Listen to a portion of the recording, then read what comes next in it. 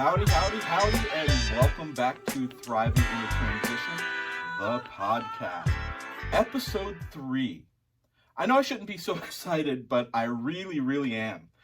Doing this and connecting with you is absolutely amazing. So yay me, yay you, and yay us. As we continue to grow and broaden our audience, please consider giving us a 5-star rating, adding positive comments, liking us, or giving us a thumbs up and asking questions. Simply put, engage with us. We're now up on Spotify, Radio Public, Breaker, Google Podcast, Pocket Cast, and of course, Anchor FM. Simply search for us wherever you listen to your great podcast. Why am I doing this? Who in their right mind would choose to expose themselves and put their creativity to the test? What can I say? I like a challenge. Well, that's me. I'm that type of person that would test their creativity and put themselves through all of this. I absolutely believe that part of my purpose is truly connecting with each other's, bringing people together, and highlighting or even exemplifying the fact that we've got more in common than we do in difference. To that end, you should know that the premise of this podcast is to shine a light on those slightly enigmatic, charismatic, and inspirational people that seem to thrive during times of transition. I'm in the process of lining up some great people to talk to about their experiences, so you get other perspectives. But for now, you're stuck with me for yet another episode. All right, that's all well and good. And if you're not good with it, pretend that you are, right? I'd appreciate it, and everyone else around you would appreciate it. Everyone likes a positive attitude. I was thinking about the topic for this week's show, and to be quite honest, I got stuck. All I could think about was how I couldn't get a guest, how much work is involved with getting a guest, and how disappointed you all would be that I couldn't get a guest. You see where my mind was, right? Then I resolved to do one more solo episode by myself, solo. And it was okay, but it was still on my mind. Then I slept on it, which tends to happen and is actually a really powerful technique to deal with challenges when it comes to that critical decision-making space, especially in times of transitions. So what I do, first thing, I took a breath, right? Take a beat, sleep on it. After sleeping on it, the first thought that I had was actually a quote from Louis Pasteur. There goes that geeky side again. You're going to get to know me really well, and you're going to know that side takes over sometimes. Literally, the first thing I woke up was this quote from my friend Louis. Sometimes I can't control that geeky side, nor I really don't want to, because it usually helps me out in the end. And it did in this case. Anyway, that quote from Louis Pasteur that I woke up with was, "Chance favors the prepared mind." In fact, I adopted that quote to help lead me through my biggest transition, that being my career change. Since that time, and that was over 10 years ago, I've really come to live by that quote. I share it with anyone that'll listen, and I thought, what better way to continue to grow this podcast than to talk about Louis and that quote, "Chance favors the prepared mind," and how it comes into play during transitions. So, today, we're going to discuss my personal philosophy, my mantra, and some of the best advice that I can give anyone facing a transition. Chance favors the prepared mind. Now, I'm going to start with a little bit of background on Louis Pasteur. Then I'll talk about how that mattered to me, and I'll wind things up today talking about how that super personal, that super powerful quote might be able to help you as you learn to thrive in the transition. Louis Pasteur, this man was awesome. Lived from about 1822 to about 1895, a French scientist. And let me tell you, calling this dude just a scientist, it's a bit misleading. He was a biologist, a microbiologist, and a chemist. So when I say he was a scientist, I mean scientist with a capital S. He was renowned for his discoveries around vaccinations and microbiology and fermentation and pasteurization. See that connection there? Pasteur, pasteurization. Without him, we'd be drinking milk straight from the cow's teat. Yes, I said it, teat, in a legitimate podcast, or at least a podcast that's trying to be legitimate, however you want to think about it. Since we're talking about a scientist, I wanted to use proper biologic terminology. Again, that geeky side of me just having a field day with this episode, and we're just getting started. But back to Louis, right? He is remembered for his remarkable breakthroughs when it comes to causes and prevention of diseases, which for me, as a scientist, you don't get any better than that. His discoveries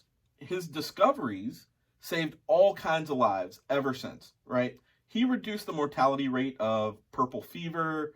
He created the first vaccinations for rabies and anthrax. One of those things that I'll never, ever, ever forget Pasteur for actually isn't his scientific achievement. It was recognition for his scientific achievement. He had a Value Tales book. Anybody remember those? I remember getting a subscription to that series when I was in the 3rd grade or so, maybe even 2nd grade. But the Value Tales, they were a series of biographical children's books pretty much published by this company called Value Communications. I think they're now defunct and unfortunately don't exist anymore. There were 43 books written by Dr. Spencer Johnson and Ann Dunnigan Johnson and illustrated by Stefan Pileggi. Each book gave these simplified and slightly fictionalized biographic details of historical figures. Think of them as allegories that illustrated the value of positive characteristics. Each volume, I should say, had this. It was this white book. Had this glossy cover. It was hardbacked, 60 pages or so, right? It was kind of like a hardcover cartoon or comic book, but it was completely awesome.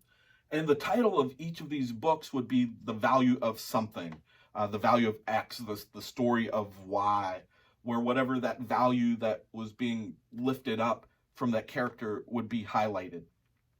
For example, I think the first volume was about Helen Keller, and the book was called The Value Tale of Helen Keller, The Value of Determination, right? And now you can immediately see why they used Helen Keller to hold up this value of determination. To be honest, for me, this series, it was partly responsible for me starting my career in engineering. My major was chemical engineering. One of my childhood dreams, because of these books, was to have my own Value Tale story. So much for that one. That would still be cool, though. Maybe there's still time. If someone out there wants to bring back the series, let me know. Hit me up in the DMs or something, and we can talk. But that Value Tales book for Pasteur, it was called The Value of Believing in Yourself. And for anyone that knows me, this definitely makes sense as to why it was my favorite book in the series. It's safe to say I'm not lacking in the belief of myself. Now, I don't take myself too seriously, but yeah, that's typically not a struggle for me. And I still remember the premise of that book, right? It was all about how Pasteur saved this little boy after he was bitten by a dog that had rabies. It looked like the dog had eaten toothpaste and his mouth was all foamy. And the little boy was a little French kid just out playing, I think, with a stick. And this dog just bit him a couple times. Now, back in the day, getting bitten by a dog with rabies was a death sentence.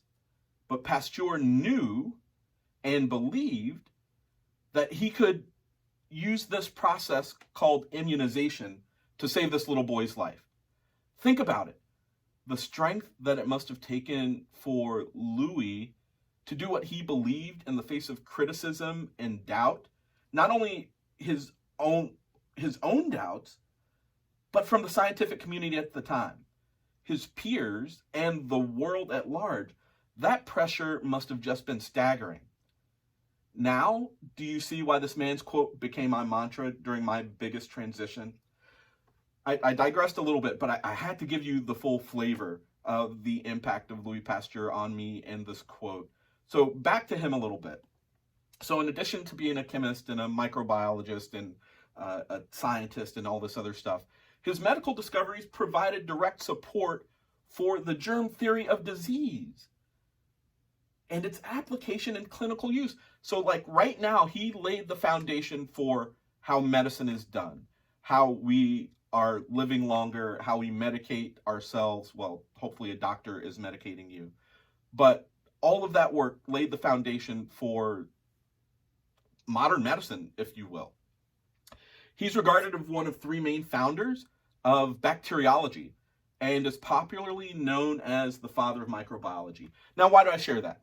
Well, this I get to give a shout out to my wife. Kelly has an undergrad degree in bacteriology. So why would anyone major in that? Well, she's a doctor, so you can see the foundation there.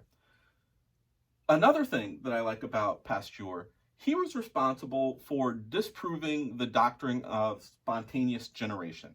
Now, if you don't know what that is, back in the day, they would think that things would just pop up and grow.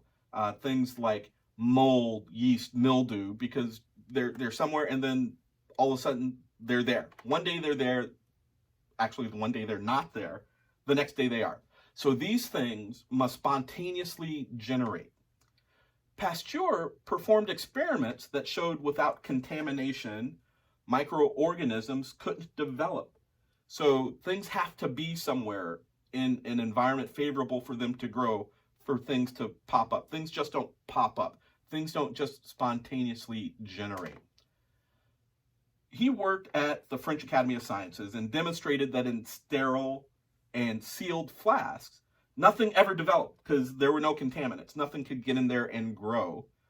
But in open flasks, microorganisms could grow.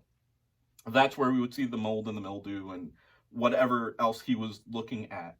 And it was these experiments that really led him to propose this germ theory.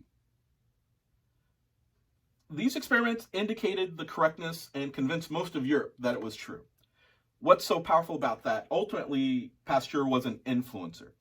We can add that to his resume among all the other scientific credits, which is pretty awesome. Welcome back, welcome back.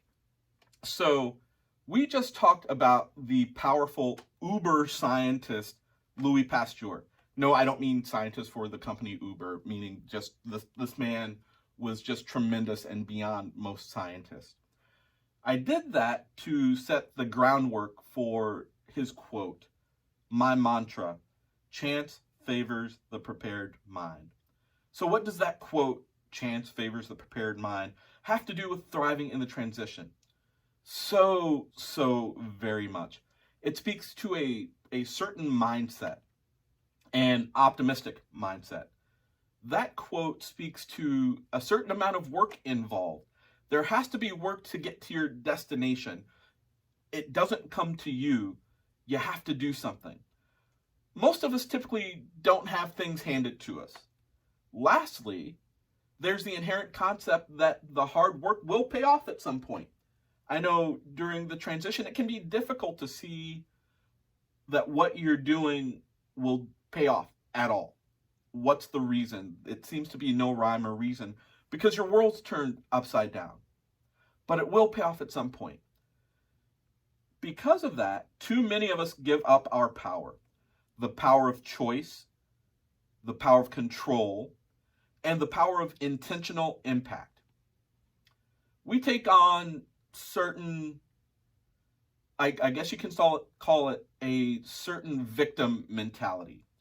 We're beaten up. We're defeated before we even truly begin.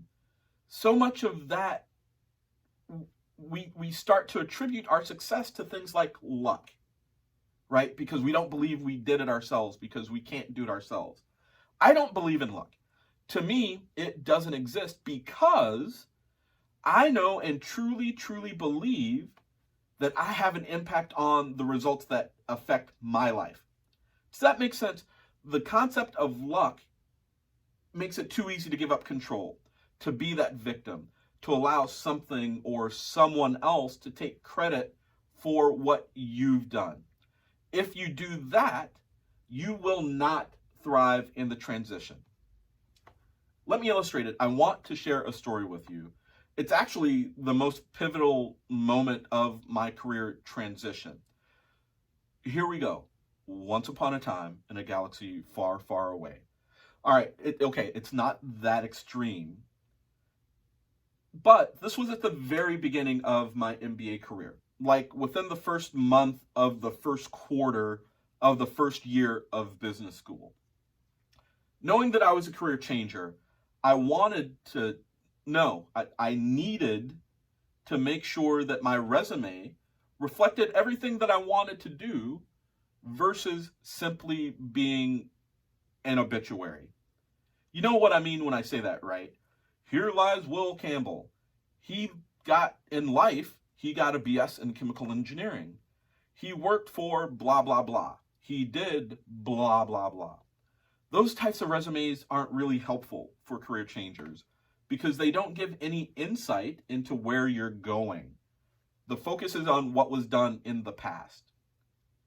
They're very accurate for what you did, but if you don't want to do in the future what you did in the past, you have to change up the game. And that's absolutely what I needed to do. I needed to change up my resume game, if you will. Well, the CMC, or Career Management Center at DePaul's Kellstadt Graduate School of Business, another breath, that was a mouthful. DePaul's where I got my MBA, and the great folks at the CMC, again, the Career Management Center, they were there to support me along the way. Anyway, the CMC hosted what they called resume reviews, and they were open on a fairly regular basis. I think they were every Tuesday and Thursday, or every Tuesday and Wednesday, something like that. You get it, a frequent, regular basis. So I went. I needed to make sure that I didn't have this obituary, and I know that I needed help. I was asked what the issue was or what my questions were. And I said, I need my resume not to scream engineer, because up to that point, that's all the experience that I had. So it had no choice but to scream engineer, because that's all I could put on it. So I remember the woman that I worked with, her name was Brooke. Brooke looked at my resume, made a few noises, not actual words, literally actual noises.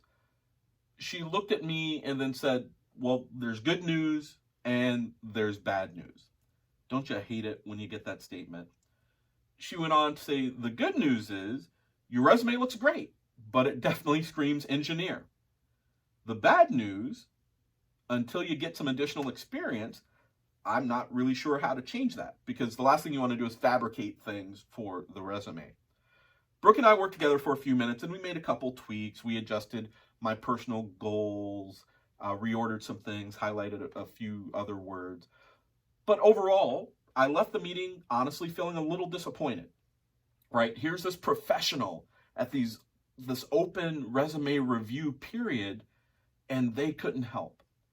If you couldn't fix my resume at this session, I had zero chance. That victim mentality just took right over immediately. Because I wanted a magic bullet. I wanted that magic bullet that would resolve all my transition fears and anxieties. And I figured that magic bullet would be this resume. If I could get the resume to read the right thing in the right way, in the right tone, highlighting the right things, this transition would be flawless. And then you had Brooke that just completely stepped on all those hopes and dreams. And for the record, there is no such magic bullet for anyone anywhere. I know that now. I didn't know it back then. So bear with me as I continue. So I went home, pretty much relatively down on the whole process. I told myself things like you just heard. You know, my resume wasn't good. Why did I need the CMC? What were they for anyway if they're not going to help people? Blaming everyone. You know, just getting in my head, becoming very comfortable, and embracing my role as a career switching victim. I even gave myself a title, right? Career switching victim. I'm sure I had other thoughts too, some of them not nearly as nice, but you get the picture, right? I don't have to go into those details. But this is where cool stuff really starts to happen. The next day, I get a call from Brooke. Totally didn't expect it, so I was very, very surprised. She more or less tells me that there's an excellent networking opportunity happening at the Aon Center in Chicago, just in the loop. I'm like, okay. She went on and said that the National African American Association of HR, NAAA HR, was hosting a meeting at Jones Lang LaSalle. And I thought, what law firm is that? Uh, Brooke explained that the group opened up this invite to all local schools and that I should go. She recalled from my resume review the day before that I wanted to go into HR, that I was transitioning, and that I might make some connections to actually help me get to where I wanted to go. Logical, makes total sense. My first question for her was, is anyone else from DePaul going? Logical question, right? No one wants to be by themselves, especially at this corporate meet and greet for a group I wasn't a part of, for a company that I didn't know. She said no, not that she knew of. She went on to say that if I wanted to have my resume not scream engineer, it might be worth my time. So now at this point, I'm seriously contemplating not going. Talk about pressure and being uncomfortable, and I had to dress up and shower, and not that I'm opposed to showering, but it went through my mind. All this stuff. But long story short, I went. And while there, I met some really great folks. And I heard the Chief Human Resource Officer for Jones Lang LaSalle at the time, Beth Hayden. I also heard the Chief Diversity Officer at the time, Cedric Thurman, talk about life at JLL. And I've got to tell you, I never heard such things in my life. All positive stuff, all very good. They talked about the value of people and HR winning a spot at the table. Beth, she was the Chief Human Resource Officer, went on to say that HR could become a profit center versus a cost center. Completely outlandish stuff, the way I thought of HR at the time. I knew I had to talk more to these people. So I did. I approached each of these speakers and went full elevator pitch mode, right? I was ready to razzle and dazzle. I had my MBA business cards locked and loaded. I was prepared to take down a yak at 200 yards with those cards. If you hadn't figured out, I really like using my business cards as a weapon. I like to think of it as professional ninja stars. After fighting the crowd, ducking, dodging, weaving my way through, I made my way to each person. While I had a great conversation with Cedric, it was that conversation with Beth that's at the heart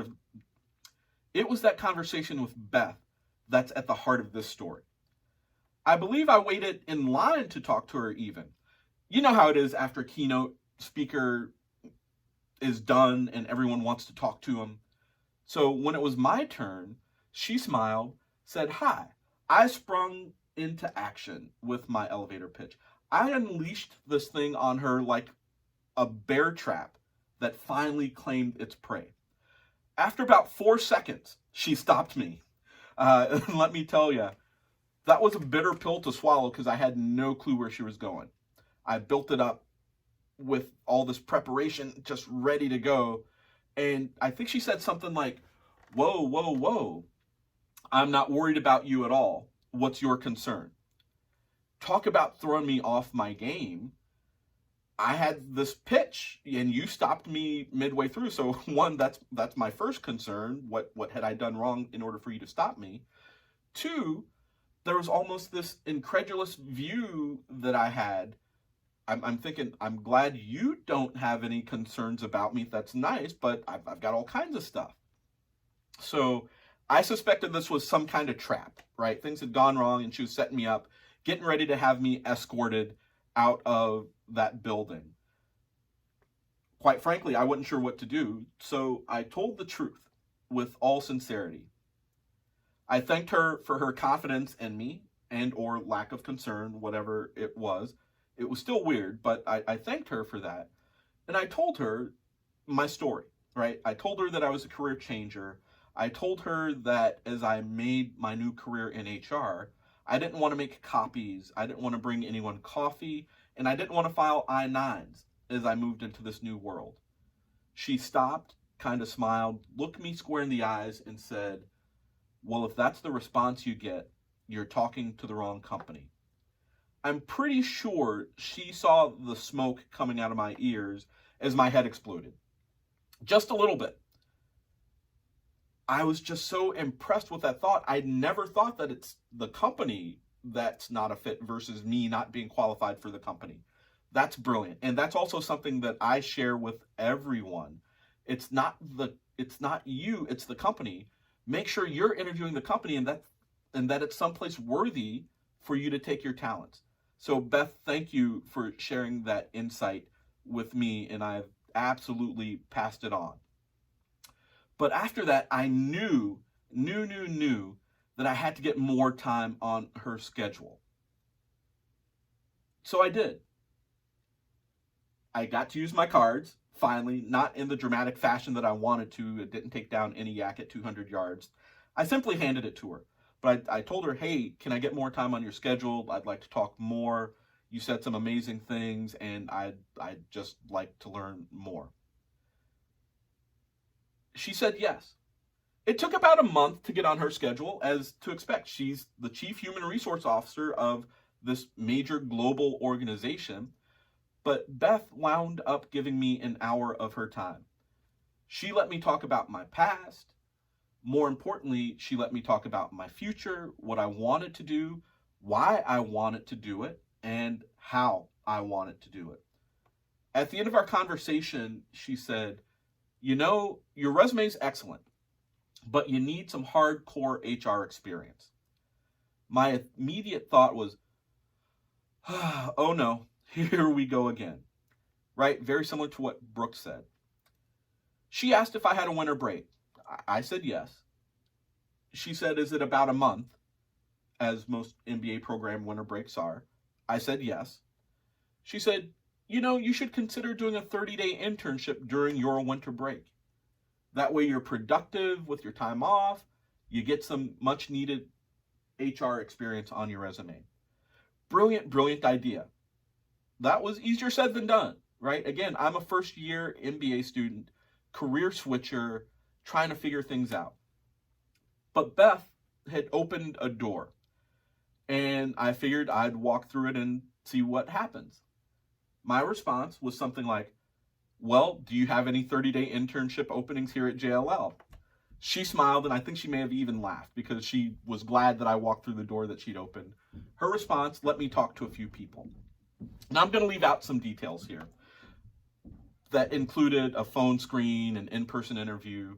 But December 3rd, 2009, I walked into the Aon Center and was escorted to the 45th floor, where I started this 30-day internship with zero strings attached, zero obligations that would go beyond the 30 days. That was a bit more than 10 years ago, and I've been at JLL ever since. Now, what on earth does this story have to do with Pasteur's quote? Chance favors the prepared mind. When I share the story, I usually get things like, that's awesome, great story, thank you for sharing. Inevitably, I'll get the, you're so lucky. To which I always say, no, absolutely not. Luck has nothing to do with it. Enter Louis Pasteur in that quote. Chance favors the prepared mind. At any point in that story, I could have chosen differently. And that would have dramatically impacted the results of my life and career. I could have easily not gone to the CMC to have them review my resume. I could have easily not been the only person from my program to attend that NAAA HR event. And moreover, I could have easily not had that pivotal conversation with Cedric followed by Beth. So what? Chance favors the prepared mind. What seems like luck is actually chance favoring the prepared mind. See how those pieces fit? Knowing myself, knowing what I wanted, knowing what I needed, knowing the help I needed to get there are just a few of the things that I did to be able to take advantage of the circumstances as they presented themselves. There are other things. There are lots of other things. Other things include having a completed and accurate resume. Having an elevator speech. Having that elevator speech prepared and ready to go. Practicing said elevator speech. Having business cards available. And I believe, and this is a big one, it's very airy and fluffy, but I think it's incredibly powerful. Having a truly positive and open attitude, which, trust me, it absolutely does take practice to be in that position.